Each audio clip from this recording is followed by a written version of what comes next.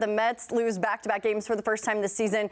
Guys, Jim, what do you think contributed to the series loss? I mean, I like Brandon's level-headedness there, right? I mean, they've been winning, and they really haven't been scoring a lot of runs. They haven't been – the offense hasn't clicked. You know, Brandon hasn't got it heated up yet. We know that Soto hasn't. Winker hasn't. I mean, they were 5 for 28 with runners in scoring position. So, I mean, it's been going on all season. They're 29th in batting average for runners in scoring position of the season, but it was really highlighted in this series. And, yeah, there's a couple misplays during the course of the game as well that could have gone either way that I thought affected them as well. But I think primarily it's not the pitching, it's really the offense right now. And I think you get a little bit of weather, but most of it is lineup kind of struggling when there are plenty of opportunities. Well, since Sal's not here, let me say it. Soto.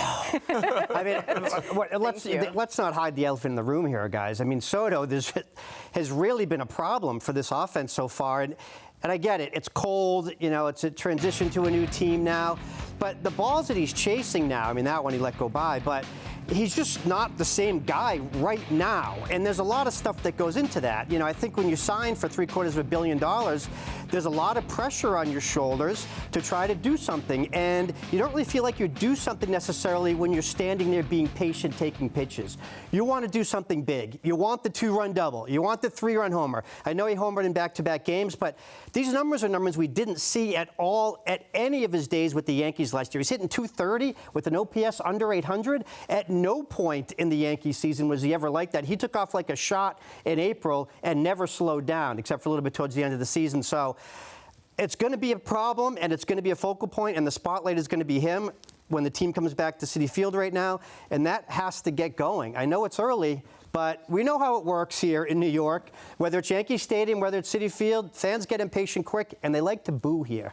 We needed that, by the way. Thank you for that. Sal's proud of that one. JJ, Pete Alonso had another 2-hit game. OPS is at 1,200. He's the bright spot right now, right? What's your level of concern, though, for everybody else? So I'm glad, Dani, that Dave mentioned Juan Soto, because Juan Soto is getting paid a ton of money. And it's funny, everybody basically forgets that he homered in back-to-back games, because in the big situation, and he was in a couple in this particular game against the Minnesota Twins, you didn't get the same quality of at-bat from Juan Soto that you used to. And I know it's New York City, and I know I'm grading on a very unfair curve.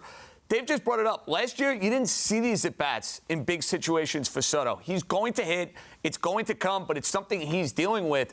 But it goes beyond just Juan Soto when you think about the Mets' struggles offensively. Look at the OPSs. Outside of Alonso, and if you take Soto out, it's in the high 7s, which is low for him.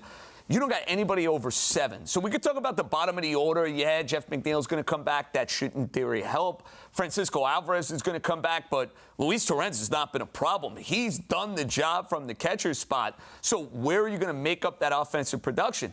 Brandon Nimmo, who we just heard from, he's got to be better. Mark Vientos, who was not in the lineup, he's gotten off to a rotten start. I mean, you look up and down this lineup, Dani, outside of Alonso, guys are not performing. It's going to come, but I'm looking at the top half of the order, because these are guys, to me, with pedigree.